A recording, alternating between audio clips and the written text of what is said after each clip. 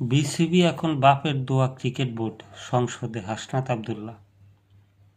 কুমিল্লা ৪ আসনের সংসদ সদস্য ও জাতীয় নাগরিক পার্টির দক্ষিণ অঞ্চলের মুখ্য সংগঠক হাসনাত আবদুল্লাহ বলেছেন, বাংলাদেশ ক্রিকেট বোর্ড এখন আর আগের মতো নেই, বরং এটি বাপের দোয়া ক্রিকেট বোর্ডে পরিণত হয়েছে।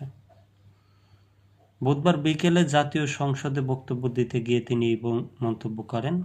এ সময় স্বরাষ্ট্রমন্ত্রী সালাউদ্দিন আহমেদ জুলাই গণঅভ্যুত্থান সুরক্ষা ও দায় নির্ধারণ বিল ২০২৬ উত্থাপনের জন্য আবেদন করলে তার বিরোধিতা করেন হাসনাত আবদুল্লাহ। সংসদে দেওয়া বক্তব্যে তিনি ইঙ্গিত দেন, দেশের ক্রিকেট প্রশাসনের স্বচ্ছতা ও জবাবদিহিতা নিয়ে প্রশ্ন রয়েছে।